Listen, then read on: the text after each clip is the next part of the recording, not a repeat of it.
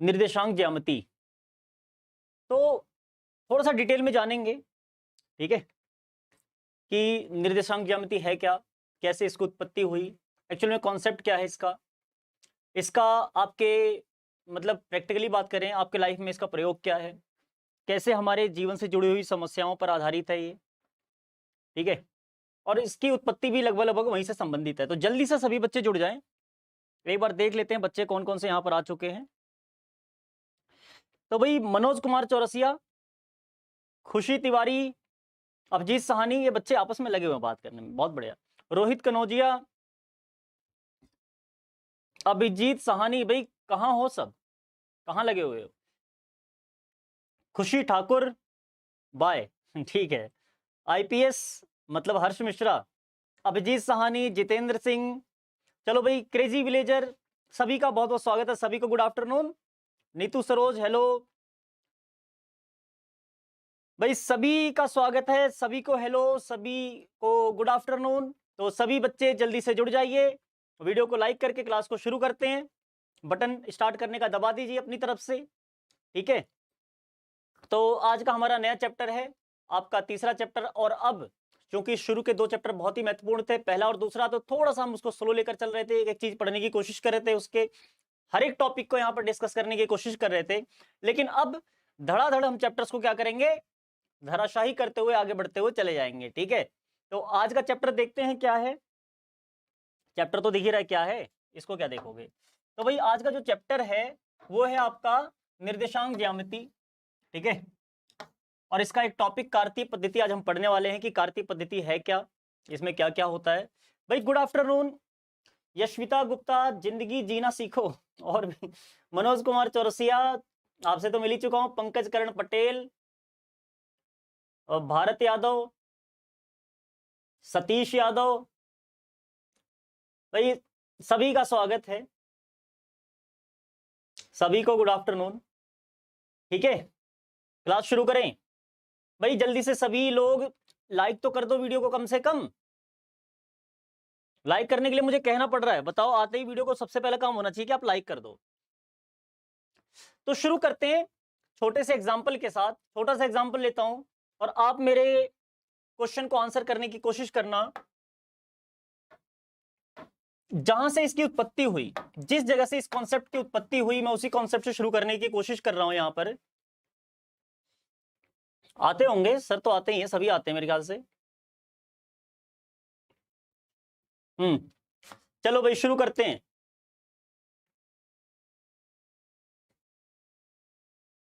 सब तो आती है, हाँ चैप्टर तो बढ़िया है, आसान सा चैप्टर है, आसान सा चैप्टर है, लेकिन चीजों को समझो ध्यान से।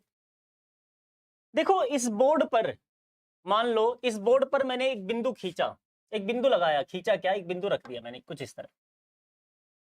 अगर मैं आपसे कहूं कि इस बिंदु की लोकेशन बताओ मुझे, तो आप इस बिंदु की लोकेशन मुझे कैसे बताओगे? हो सकता है आपको बिंदु ना दिख रहा हो, थोड़ा सा मोटा कर दिया, अब तो जरूर दिखेगा। मैं आपसे पूछूं कि इस बिंदु की मुझे लोकेशन बताओ, मतलब इसकी जगह बताओ, ये किस जगह पर स्थित है, तो आप कैसे बताओगे? इसकी स्थिति मुझे कैसे बताओगे? बस इसी स्थिति को पता लगाने के लिए कार्तीय पद्धति की उत्पत्ति हुई। तो कार्तीय पद्धति के बारे में पढ़कर हम बड़ी आसानी से जान पाएंगे इसकी स्थिति कैसे बतानी है। इसकी स्थिति के लिए हमें एक रेफरेंस बिंदु, मतलब एक हमें ऐसी जगह लेनी पड़ेगी जहां पर हमारे लिए सब कुछ क्या हो, शून्य हो। चलो देखते हैं मेरी बात का मतलब क्या है, उसको समझाने की कोशिश करता हूं। इस बिंदु की स्थिति बताने के लिए आप मुझसे कह सकते हो कि सर ये बिंदु आपका जो बोर्ड है, बोर्ड के आधे से ऊपर है, आप मुझे ऐसा बता सकते हो या नहीं? आप मुझे बता सकते हो कि सर आपका जो बोर्ड है ना, इस बोर्ड के आधे से ऊपर ये बिंदु स्थित है। कुछ बच्चे कहेंगे सर आधे से राइट साइड में स्थित है ये बिंदु। हो सकता है कोई स्टूडेंट ये भी कहे कि सर आपका जो ये कोना है ना, ये ऊपर वाला और राइट साइड में जो कोना है, उस कोने के बहुत पास है ये बिंदु, सबसे पास उसी के है, ठीक है। इस तरह के आंसर आपके मुझे मिल सकते हैं। लेकिन क्या इन सभी आंसर से क्या आपने एग्जैक्टली मुझे बता दिया कि इस बिंदु की स्थिति क्या है, कौन सी स्थिति में है, कौन सी जगह पर है? नहीं, इस बिंदु की स्थिति अभी भी आप नहीं बता पाए। तो इस बिंदु की अगर मैं एग्जैक्टली पूछना चाहूं कि स्थिति क्या है, तो आपके पास बताने के तरीके क्या हैं? वो तरीका ये है कि आप कह सकते हैं कि सर ये जो आपका ये जो पूरब है उधर पूरब है, इधर पश्चिम, ये जो पश्चिम की तरफ का जो आपका किनारा है ना, इस किनारे से ये जो बिंदु है, ये जो बिंदु है, ये पता कितनी दूर है? ये यहां से उधर आप देखोगे तो ये कह लो 3 फीट दूर है। ये इंग्लिश में लिखा है, लेकिन इतना भी नहीं कि आपको इतनी इंग्लिश ना आती हो। अरे भाई हो रही होगी फिजिक्स क्लास, कमेंट इतने मत करो कि मैं किसी और के ना पढ़ पाऊं।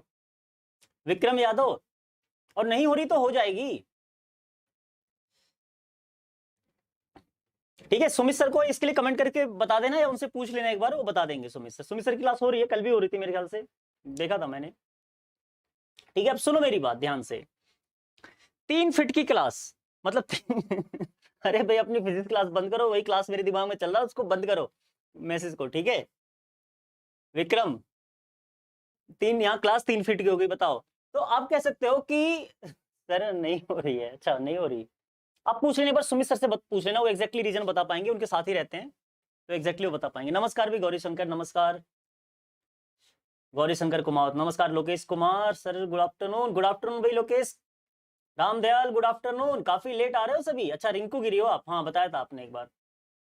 अब सुनो मेरी बात, आपने कहा कि सर ये आपका जो पश्चिम की तरफ का किनारा है ना, इस किनारे से ये बिंदु बिल्कुल 3 फीट की दूरी पर है, तो लगभग मुझे लगता है थोड़ा सा आइडिया अच्छा दिया आपने। लेकिन क्या अभी भी एग्जैक्ट लोकेशन इस बिंदु की आप बता सकते हो?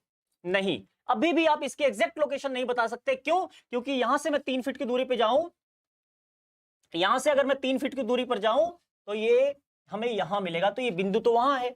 तो इस किनारे से 3 फीट की दूरी कहां से ले रहे हो, दिक्कत डिपेंड ये करता है। तो कई सारे बिंदु अभी भी यहां पर आपके सामने आ सकते हैं, यानी कि एग्जैक्ट लोकेशन अभी भी आप इसकी नहीं बता सकते, यानी कि उसमें अद्वितीयता यानी कि यूनिकनेस अभी भी नहीं आएगी कि यूनिकली आप इसी पॉइंट को बता पाओ, इसी बिंदु को बता पाओ। तो इसके लिए आपको क्या करना पड़ेगा? आपने क्या करा, एक तो ये किनारा लिया, कौन सा? पश्चिम का किनारा, और आपने एक और किनारा ले लिया, वो कौन सा? ये नीचे का, बॉटम का कह लो। और आपने कहा कि सर इस किनारे से तो ये 3 फीट है और इस किनारे से ये 2 फीट की दूरी पर है ये बिंदु। ठीक है, ये 2 फीट। तो क्या अब इसकी एग्जैक्ट लोकेशन पता लग गई? हाँ, क्योंकि अब क्या होगा, इस किनारे से अगर कोई बिंदु 3 फीट की दूरी पर है और इस किनारे से 2 फीट की दूरी पर है, तो बिंदु यहीं आएगा, कहीं और नहीं जाएगा। क्योंकि इस किनारे से 2 फीट की दूरी अगर इतनी है तो कहीं भी ये बिंदु रखोगे, यहां पर या तो ये बिंदु यहां होगा या यहां होगा, यहां कहीं भी हो सकता है, इस पूरी रेखा पे कहीं भी हो सकता है। ठीक है, क्योंकि ये 2 फीट की दूरी रखता है यहां से, ये देखो रेखा कुछ ऐसी बनेगी। ठीक है, और अगर मैं यहां से बात करूं, अब यहां से 3 फीट की दूरी, सीधी सी बात है, अभी तक आपको इतना पता चला कि इस रेखा पर वो बिंदु कहीं भी हो सकता है। तो अब इस किनारे से अगर हम 3 फीट की दूरी पर जाएं तो इस बिंदु की एग्जैक्ट लोकेशन आपको यहां मिल जाएगी। आप बड़ी ही आसानी से इसकी लोकेशन बता सकते हैं। तो उम्मीद करता हूं ये उदाहरण आपको बहुत अच्छे से समझ में आया होगा। ठीक है, नमस्ते भाई वैभव, नमस्ते, कैसे हो? Muskan Dwivedi, sir I am J student, okay very good.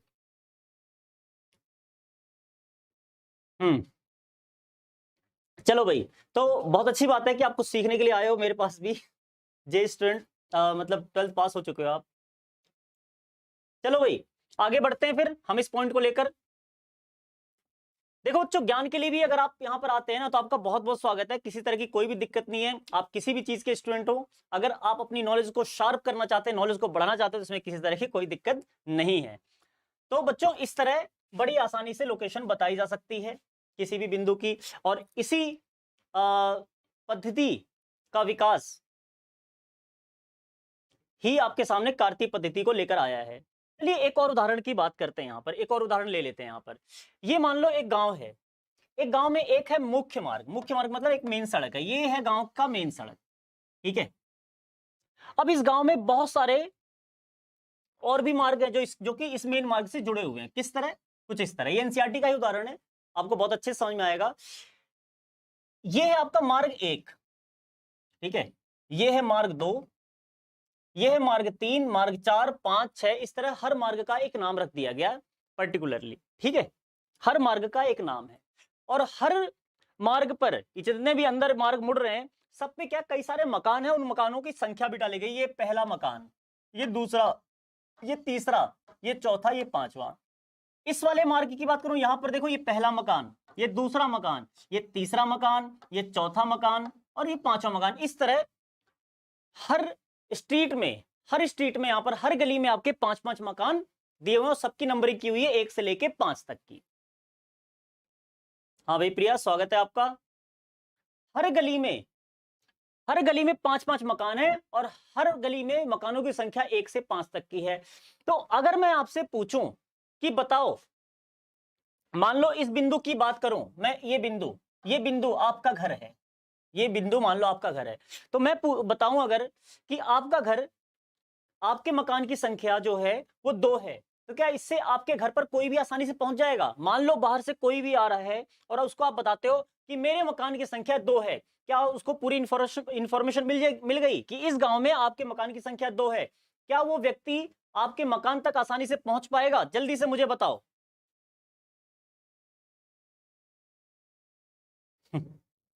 Gauri Shankar,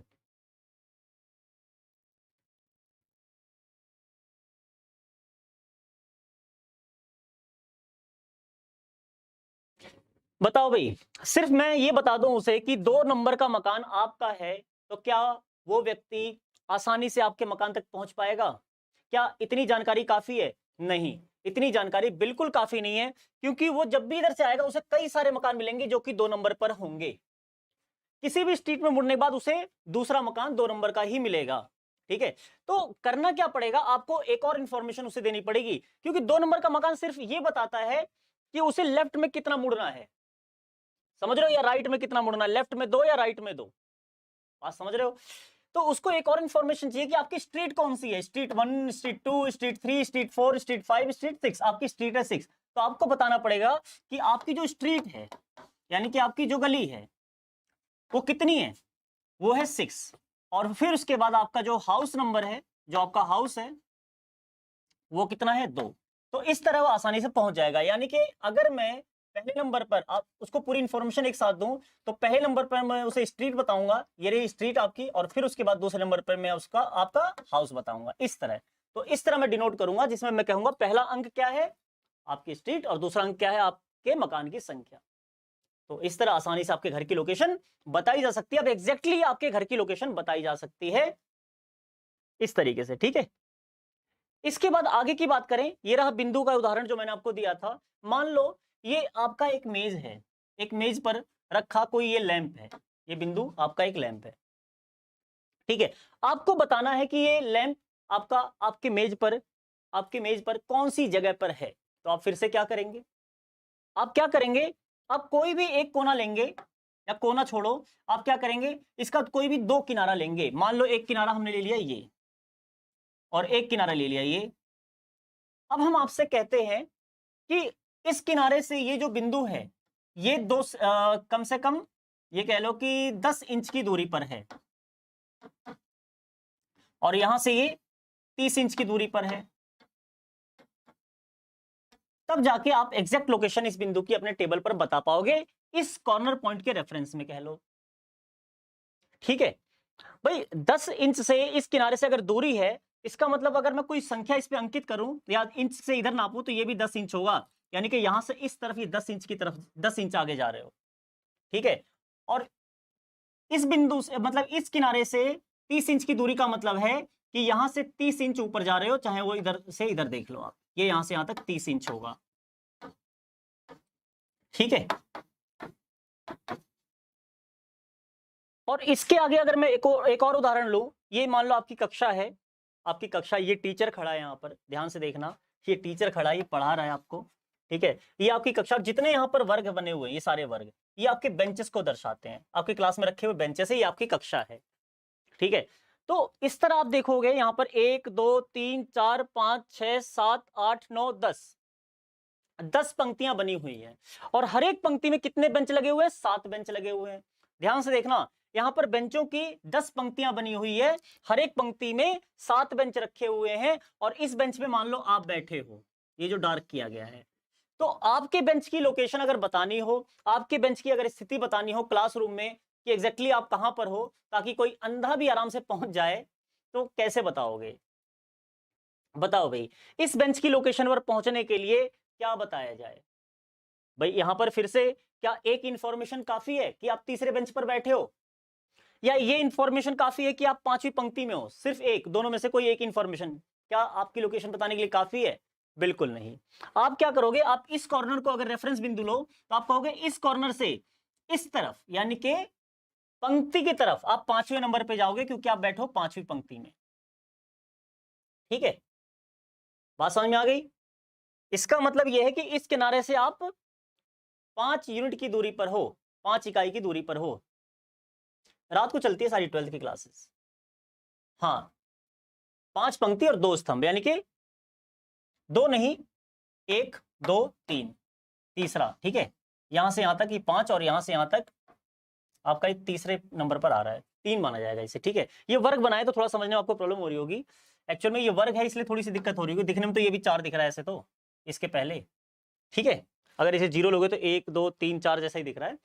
ठीक है, लेकिन ये 5 और 3 है। बात समझ में आ गई? हाँ बिल्कुल, बढ़िया प्रिंस कुमार।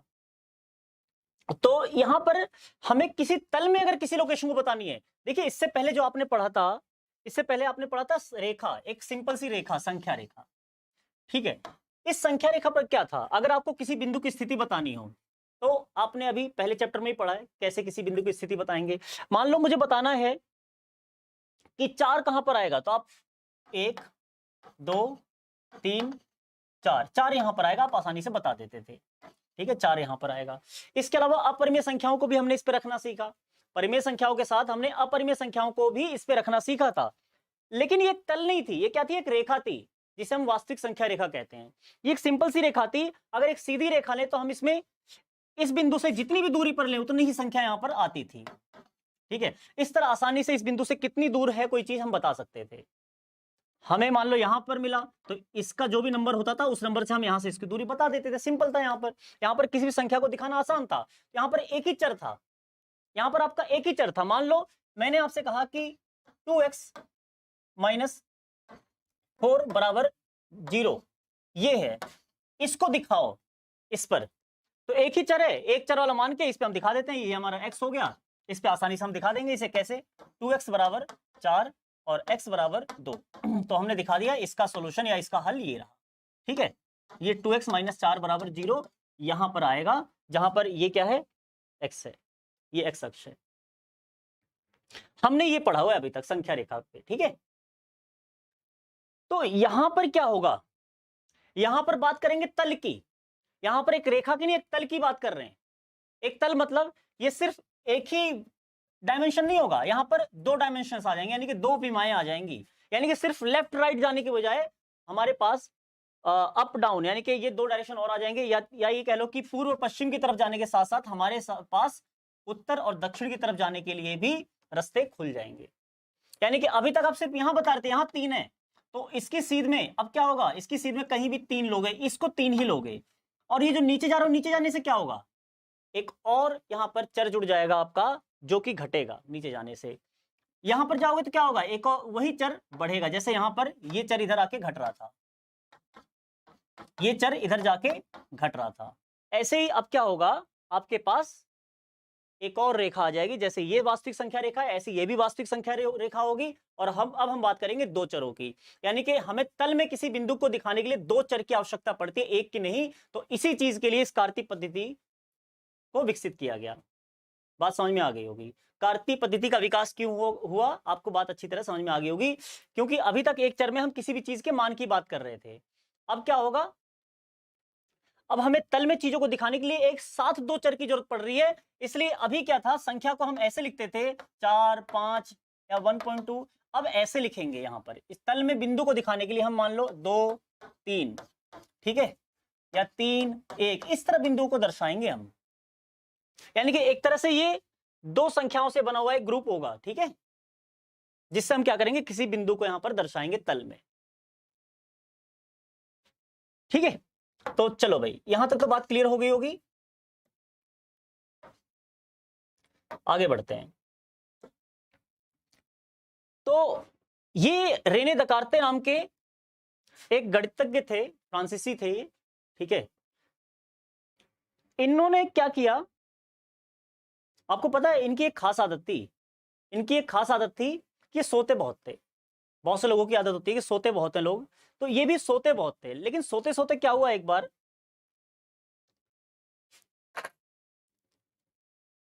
आपको पता है इनके सोने का कारण क्या था? इनके ज्यादा सोने का कारण ये था, वैसे तो सोने वाले लोग जो ज्यादा देर तक सोते हैं वो आलसी होते हैं जनरली, आलसी लोगों की पहचान है ये। लेकिन इनके साथ ऐसा नहीं था, ये सोते तो बहुत थे लेकिन ये आलसी नहीं थे।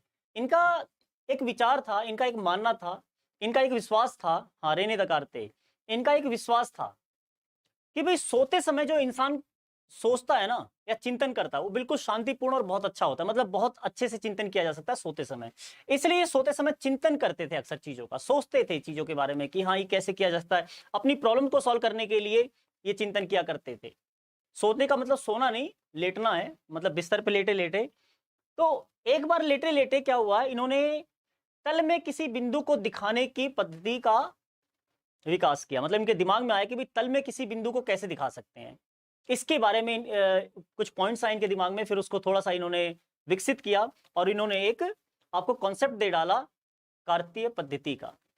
कार्तीय पद्धति भाई किसी तल में बिंदु को दिखाने की जो पद्धति है ना, उस पद्धति का नाम ही कार्तीय पद्धति इसलिए पड़ा क्योंकि इनका नाम था रेने दकारते, कार्ते। तो यहां से कार्तीय इनके सम्मान में इनके नाम का कुछ हिस्सा उसमें यूज करके इसे कार्तीय पद्धति कह दिया गया।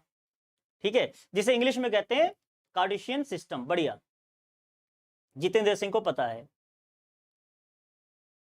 ठीक है, तो बात समझ में आ गई होगी। तो इन गणितज्ञ की ही खोज थी कार्तीय पद्धति की, इसीलिए इनके सम्मान में इसका नाम भी कार्तीय पद्धति पड़ गया। तो कार्तीय पद्धति में अब तक आपको अच्छी तरह समझ में आ गया होगा कि आपको कार्तीय पद्धति में क्या मिलेंगी। ये तो एक्सरसाइज आ गई, इसकी बात करते हैं अभी, लेकिन इससे पहले कार्तीय पद्धति में आपको बात समझ में आ गई होगी कि यहां पर एक रेखा कुछ ऐसी होगी, ठीक है, जो कि आपकी लेफ्ट राइट की मूवमेंट को दिखाएगी, और एक रेखा कुछ ऐसी होगी, ठीक है, जो कि ऊपर और नीचे की मूवमेंट को आपके दिखाएगी। और ये दोनों एक दूसरे पर 90 डिग्री पर होंगे। दोनों एक दूसरे पर क्या होंगे, 90 डिग्री पर होंगे, यानी कि परपेंडिकुलर होंगे, यानी कि लंब होंगे एक दूसरे पर। ठीक है, अब कार्तीय पद्धति के बारे में सुनो। कार्तीय पद्धति क्या है? कार्तीय पद्धति में हम इस तरह दो रेखाएं बनाते हैं जो दोनों अलग अलग चर को दिखाते हैं। इस पे हम दो चरों को दिखा सकते हैं। ठीक है, इसके साथ साथ ये जो बिंदु जहां पर ये दोनों मिलते हैं, इस पे हम हर वैल्यू को शून्य मान लेते हैं, हर मान को शून्य मान लेते हैं। जैसे मान लो एक ये संख्या रेखा है और एक संख्या रेखा ऐसी बना दी, और दोनों ही वास्तविक संख्याओं को दिखाएंगे, दोनों ही वास्तविक संख्याओं को दर्शाते हैं। क्लास 11th में आपने डिटेल में इसके बारे में थोड़ा सा पढ़ा भी होगा कि ये दोनों क्या करते हैं। आपने मेरे ख्याल से रिलेशन पढ़ते हो ना, संबंध, ठीक है, उसमें थोड़ा सा डिटेल में पढ़ा होगा कि आपका ये आर गुणा आर, ये आपका कार्तीय तल में मतलब किस प्रकार के संबंध को, मतलब कौन से बिंदु को दर्शाते हैं। एक पढ़ा होगा आपने आर गुणा आर गुणा आर, अब जो भी कह लो इसे। इस तरह जब सभी रिलेशन, सभी संबंध निकालते हो तो ये कौन से बिंदु को दर्शाते हैं आपके कार्तीय तल में। ये किस चीज को, मतलब ये संबंध किस चीज को दर्शाता है आपके, अगर कार्टेशियन सिस्टम की बात करूं उसके हिसाब से। ठीक है, तो इसकी बात तो मैं नहीं करूंगा डिटेल में, आगे जाके आप पढ़ोगे, और आगे की क्लासेस में, हम हायर क्लासेस में इसके बारे में और डिटेल में जाएंगे। लेकिन यहाँ पर बेसिक बातों को क्लियर कर लेते हैं, जो बेसिक इंट्रोडक्शन है वो अच्छे से ले लेते हैं। जिन्होंने पढ़ा 11th में वो जानते होंगे मैंने क्या कहा अभी। और ये क्वेश्चन बिना आपने टीचर का डाउट लिए करा भी नहीं होगा अपने आप आपको समझ में नहीं आया होगा ये क्वेश्चन जो मैंने लिखा था कि आपने कर लिया हो। ठीक है, तो चलो भाई अब वापिस आ जाते हैं 9th क्लास में। ठीक है, ठीक है भारत यादव, काफी है।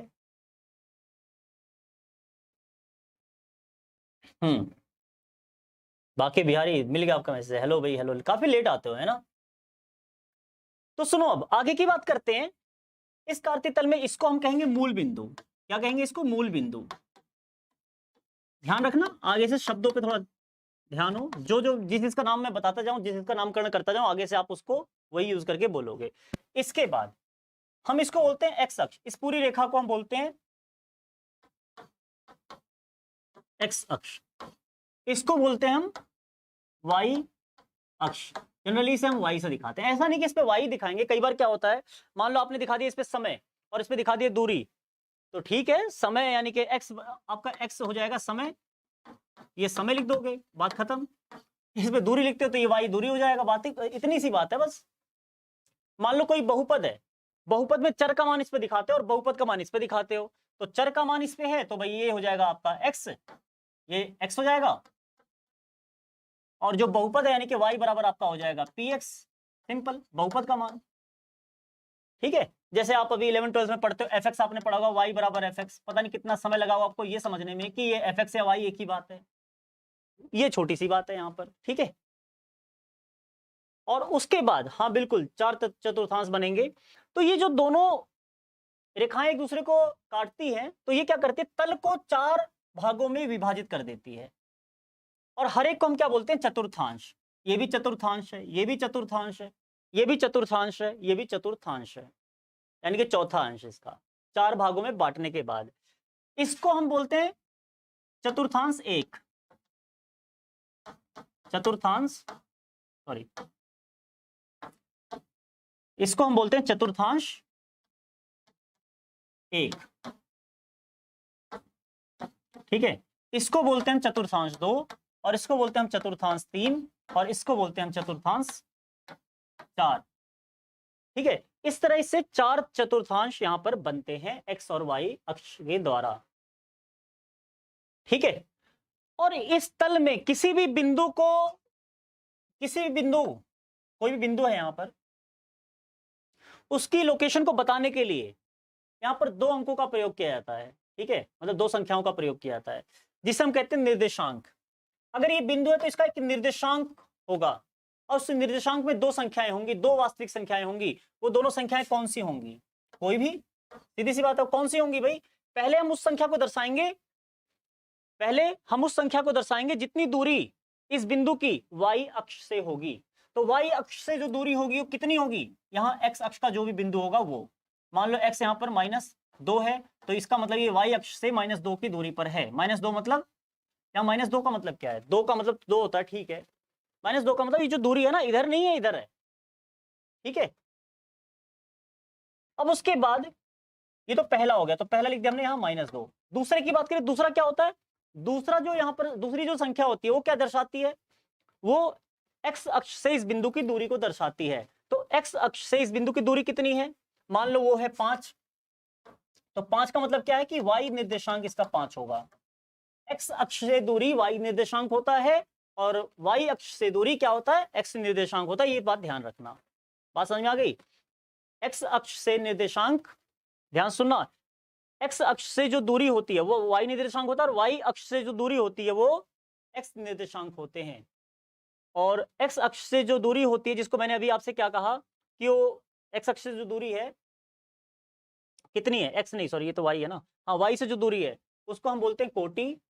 और उसके बाद हम x अक्ष से सॉरी x अक्ष से दूरी उसको कोटि बोलते हैं, और जो y अक्ष से दूरी यानी कि x कोऑर्डिनेट है उसे हम क्या बोलते हैं, भुज। यहाँ पर x कोऑर्डिनेट को हम बोलते हैं भुज, ध्यान रखना। ठीक है, और इसको बोलते हैं कोटि। ठीक है, बाकी आप समझ लेना कौन सी किससे दूरी है, ध्यान रखना। ये जो है ये किससे दूरी है, ये y अक्ष से दूरी है, और ये x अक्ष से दूरी है।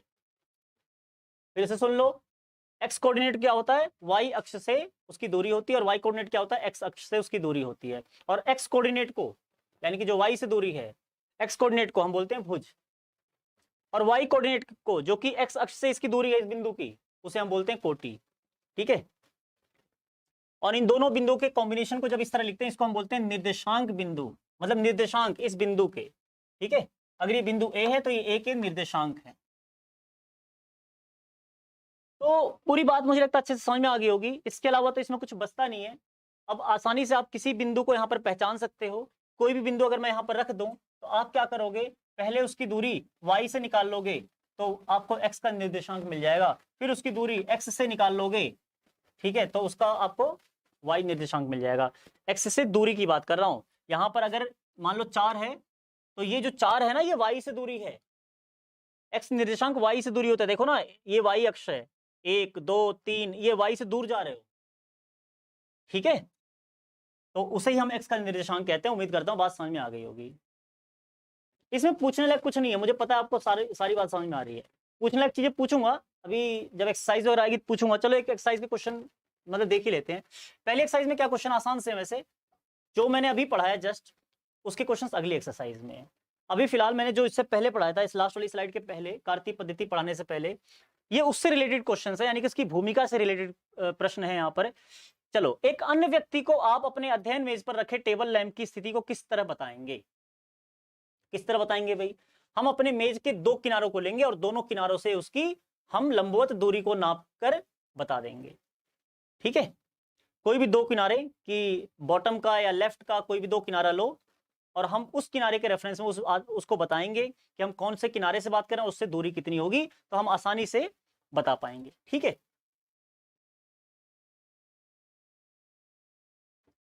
तो आगे बढ़ते हैं। हेलो अविनाश, एक क्वेश्चन है, बड़ा लंबा क्वेश्चन था, 3 स्लाइड में तो जाके मैं इसे लिख पाया। तो सुनो, लिखा है कि सड़क योजना के बारे में। ये एक नगर में दो मुख्य सड़कें हैं, बिल्कुल वैसे ही जैसा एग्जांपल हमने लिया था, जो नगर के केंद्र पर मिलती हैं। मान लो एक नगर पे दो मुख्य सड़कें जो कि नगर के केंद्र पर मिलती हैं, ऐसे एक सड़क ये जा रही है, एक सड़क ये जा रही है, और ये इधर घर होंगे बहुत सारे और गलियां भी बनी होंगी, देखते हैं। एक है उत्तर से दक्षिण। मैंने ये 90 डिग्री कैसे बनाया बिना जाने, क्योंकि यहाँ पर लिखा है, एक देखो उत्तर से दक्षिण की दिशा और एक पूर्व से पश्चिम की दिशा में है, इस तरह। तो पूर्व से पश्चिम की दिशा वाला और ये उत्तर से दक्षिण की दिशा वाला, कुछ नहीं लिखा, तो हम ये मान के चलेंगे कि उत्तर से दक्षिण वाला एग्जैक्टली उत्तर से दक्षिण होगा और ये एग्जैक्टली पूर्व से पश्चिम यानी कि 90 डिग्री पर बनेंगे। नगर की अन्य सभी सड़कें इन मुख्य सड़कों के समांतर परस्पर 200 मीटर की दूरी पर हैं। नगर की जितनी भी अन्य सड़कें हैं वो 200 मीटर की दूरी पर है, यानी कि एक सड़क यहां पर मिलेगी इससे 200 मीटर की दूरी पर, तो इधर भी 200 मीटर की दूरी पर एक इधर भी सड़क जा रही होगी, फिर इधर, फिर इधर, फिर इधर, फिर इधर, इधर, इधर, इस तरह 200 मीटर। और इस 200 मीटर को क्या करना है आपको? 1 सेंटीमीटर मान के बनाना है मॉडल। इसका मॉडल आपको अपनी कॉपी में बनाना है। ठीक है, मुख्य सड़कों को मैं किसी और कलर से दिखा देता हूं, ये रही मुख्य सड़कें। ठीक है, अब देखो आगे, उसके बाद 200 मीटर पे इधर भी हैं सड़कें अंदर, ऐसे 200 मीटर की दूरी पर और भी सड़कें हैं, ऐसे। आ रही बात समझ में?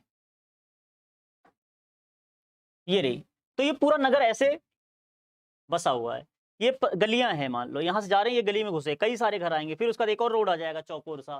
तो इस तरह ही आपके नगर की सड़क बनी हुई है। ठीक है, अब उसके बाद क्या कह रहा है ये?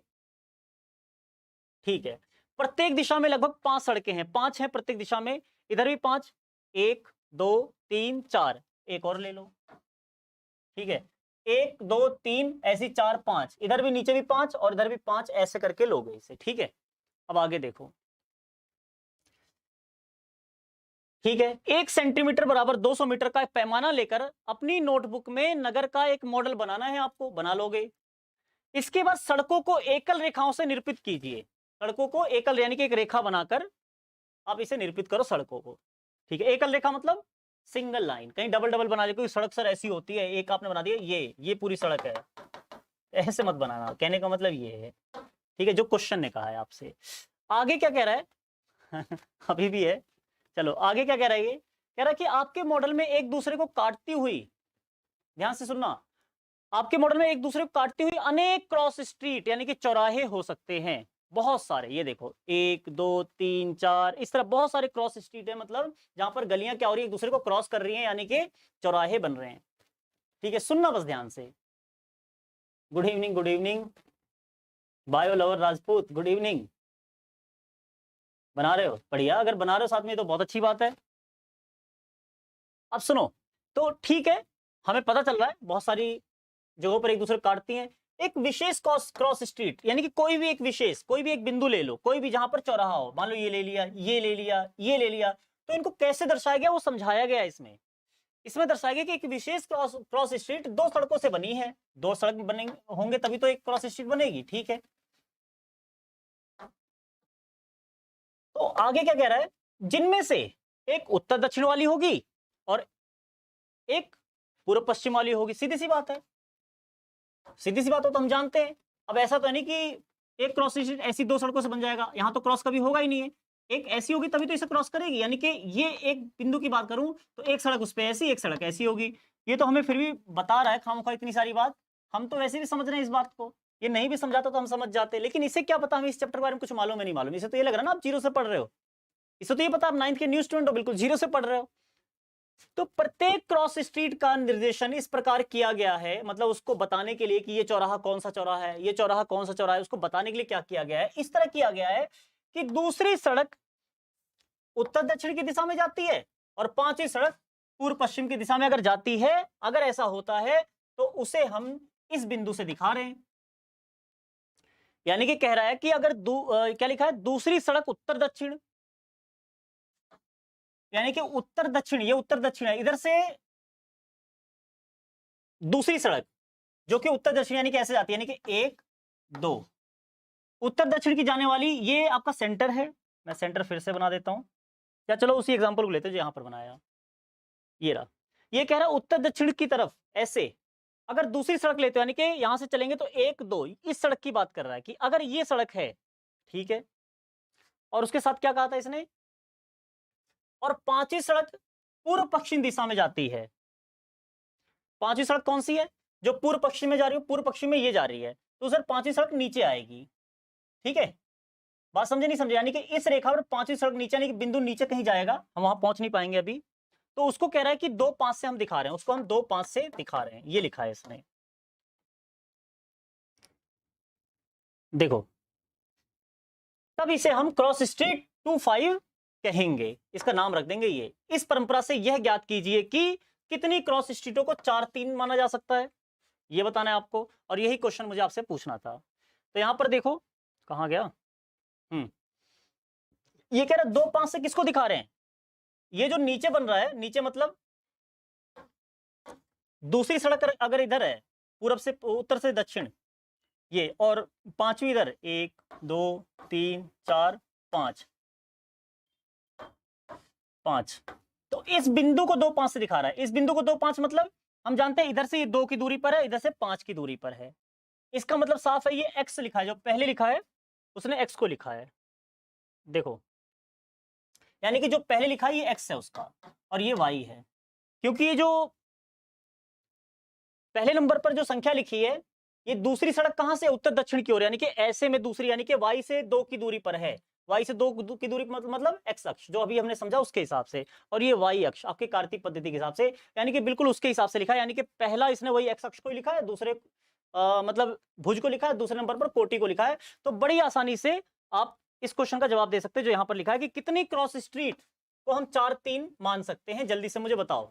ये क्वेश्चन आपके लिए कि कितनी क्रॉस स्ट्रीट को हम 4 3 से अंकित कर सकते हैं, दिखा सकते हैं, या 4 3 मान सकते हैं, जल्दी से बताओ।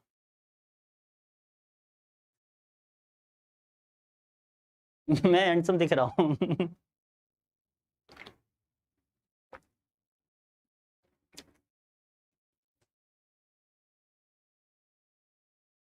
क्या मुझे आज आप बता रहे हो मैं हैंडसम दिख रहा हूँ, बढ़िया। शर्मा रहे हो भारत यादव, चैट पढ़ रहा हूं तो मैं, मेरे चैट पढ़ने से शर्मा रहे हो क्या? एक, बहुत बढ़िया, एक ही होगा भाई, एक ही होगा। और 3 4 से भी नीचे लिखा, कितनी क्रॉस स्ट्रीट, 3 4 से नीचे 3 4 है जो आपको दिख नहीं रहा होगा, बिल्कुल ऐसा ही क्वेश्चन है, बस यहाँ पर 3 4 लिखा है, तो वो भी एक होगा। आप जानते हो कि हर एक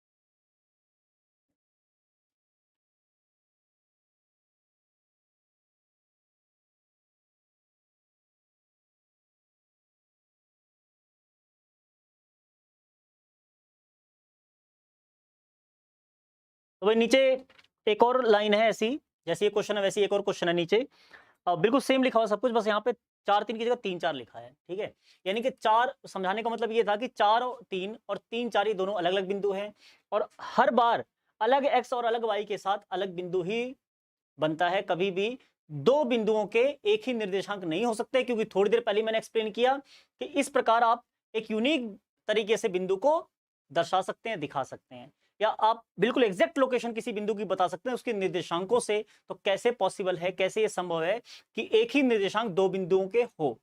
नहीं हो सकता कि दो अलग अलग बिंदुओं के एक ही निर्देशांक हो, पॉसिबल नहीं है। इसलिए यहां पर सिर्फ एक ही बिंदु मिलेगा और यहां पर भी एक ही बिंदु मिलेगा, और ये क्वेश्चन सिर्फ आपके इसी कॉन्सेप्ट को क्लियर करने के लिए एनसीईआरटी में पूछा गया है। ठीक है, तो उम्मीद करता हूं बहुत अच्छे से पूरा कॉन्सेप्ट क्लियर हो गया होगा, बहुत बढ़िया से। तो जल्दी से मुझे अपनी राय दीजिए कि आपको क्लास कैसी लगी, क्लास आपको बढ़िया लगी या नहीं लगी, तो उसके हिसाब से मैं डिसाइड भी कर सकूं। बच्चों ये बहुत मोटिवेशन का काम करता है, जो भी आप मतलब जो भी अप्रिशिएशन होता है आपका वीडियो के लिए, चाहे वो लाइक से हो चाहे वॉच से हो, कैसे भी, तो ये हमारे लिए अप्रिशिएशन काम कैसे करता है, वो ये है कि हम टॉपिक को बड़ी डिटेल में पढ़ाने की कोशिश करते हैं। तो हमें यहाँ समझना होता है कि कितने बच्चे ऐसे हैं जो सच में नॉलेज लेना चाहते हैं और डिटेल में चीजों को पढ़ना चाहते हैं, क्योंकि ऊपर ऊपर से बहुत सारी चीजें बताकर बड़ी स्पीड से कोर्स को खत्म करके दिखाया जा सकता है, सिर्फ ऊपर की ट्रिक्स की बात करके। हालांकि मैं बेसिक के साथ साथ उनकी भी बात करता हूं, लेकिन फिर भी सिर्फ मैं ऊपर की ट्रिक्स की बात करके आपको कितनी जल्दी और कितना अच्छा पढ़ा के यहाँ दिखाऊं, या फिर डिटेल में आपको चीजों की नॉलेज दूं, चीजों का ज्ञान दूं, तो क्या चीज आपके लिए सही है या गलत है, इसकी पहचान तो आप खुद करें और उससे हिसाब से मुझे बताएं कि क्लास आपको कैसी लगती है। हालांकि इस चैप्टर को आज की पूरी क्लास में खत्म भी किया जा सकता था, आप भी अच्छी तरह जानते हैं, ठीक है, लेकिन वो ज्ञान सिर्फ और सिर्फ उनके लिए होता फिर जो 12th पास है या 11th में या 12th में या 10th में है। मैं 9th के जो बच्चे यहां पर आ रहे हैं उनका ज्ञान कैसे पूरा करूं, उनकी नॉलेज को कैसे पूरा करूं, इसके लिए जरूरी है कि ये सारी वीडियो जो यहां पर बनती है एकदम डिटेल में हो, अच्छे से हो, ताकि कोई भी स्टूडेंट अगर बिल्कुल बेसिक से पढ़ रहा है तो भी बहुत बढ़िया क्लास हो उनके लिए। तो बच्चे कहते हैं जबरदस्त, तो चलिए, तो इसी तरह की जबरदस्त वीडियो आपके लिए आती रहेगी, ठीक है। जो भी टॉपिक यहाँ पर होगा बहुत अच्छे से होगा, आप कभी नहीं कहोगे कि इस टॉपिक को मुझे दोबारा पढ़ने की जरूरत है। और अगर आप आगे भी पढ़ रहे हो 11th 12th में, तो भी इन चीजों को जानकर चलिए। मुझे बहुत खुशी है कि हर एक स्टूडेंट को क्लास बहुत अच्छी लगी, हर एक स्टूडेंट का रिप्लाई साथ में आया कि क्लास जबरदस्त है। तो बच्चों वीडियो को लाइक करने के साथ साथ और वीडियो को शेयर करने के साथ साथ आज की क्लास यहाँ पर खत्म करते हैं। मिलेंगे बच्चों अगली क्लास में। अभी कल आपकी 10th की क्लास होगी, 10th की क्लास में मिलते हैं, ठीक है। आपके चैप्टर को कंटिन्यू करेंगे वहीं से जहां हमने छोड़ा हुआ है।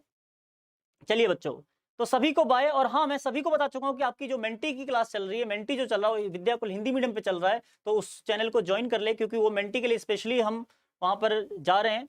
तो आप मेंटी के लिए वहां पर जुड़े। क्वेश्चन आंसर इसी से रिलेटेड इंटरेस्टिंग क्वेश्चन हर वीक में, आपकी डिमांड पे मैंने डिसाइड किया कि हर वीक में आप मेंटी लेकर आएंगे और इंटरेस्टिंग क्वेश्चंस लेकर आएंगे। जरूरी नहीं है कि मेंटी हो सकता है मैं यहाँ भी ऑब्जेक्टिव क्वेश्चन आपके सामने स्क्रीन पर भी लेकर आऊं, सिर्फ आपको यही आंसर देना हो ताकि ज्यादा क्वेश्चंस कवर हो सके, क्योंकि मेंटी में थोड़ी सी लिमिट होती है। बस आपकी परफॉर्मेंस लाइव जानने के लिए हमें मेंटी में जाना पड़ता है, वहां पर क्वेश्चंस की थोड़ी लिमिट हो जाती है, क्योंकि टाइम थोड़ा सा लेता है वो। तो इसके लिए हम बीच बीच में कोशिश करेंगे यहाँ भी आपके सामने क्वेश्चंस का सेशंस लेकर आए, ठीक है, उसी चैनल पर। चैनल का नाम है विद्याकुल हिंदी मीडियम, एग्जैक्टली यही नाम है। आपको वीडियो से पता चल जाएगा हमारी कि वो चैनल यही है या नहीं है, ठीक है। तो वहां पर आपके लिए क्वेश्चन आंसर के जितने भी सेशन आएंगे, प्रैक्टिस सेशन सारा वहीं चलेगा, इसलिए मैं आपसे कहूंगा कि ज्वाइन कर लें। जितनी प्रैक्टिस होगी मैथ की 9th और 10th की, वो उसी चैनल पर चलेगी और यहाँ पर सारी क्लासेस चलेंगी, ठीक है। बिल्कुल क्लियर बता देता हूँ, तो आप सभी ज्वाइन कर लें बहुत जल्दी। और वहां पर एक आध वीडियो मेंटी की डली है, तो उसे आप मेंटी के बारे में जान भी सकते हैं। मुकेश सर की तो आप सुमित सर से पूछो बच्चों, सुमित सर एग्जैक्टली बता पाएंगे। यहाँ पर 9th 10th का हम पूरा डिटेल में देखते हैं चीजों को, तो हर तरफ ध्यान नहीं रहता, तो मुश्किल हमारे लिए बता पाए। आप सुमित सर से एक बार पूछ के देखना, वो आपको पूरी डिटेल दे देंगे मुकेश सर की क्लासेस हो रही नहीं हो रही, क्यों नहीं हो रही, ठीक है। तो चलिए बच्चों, नमस्कार, मिलते रहें आप इसी तरह, खुश रहें। चलिए बच्चों, बाय।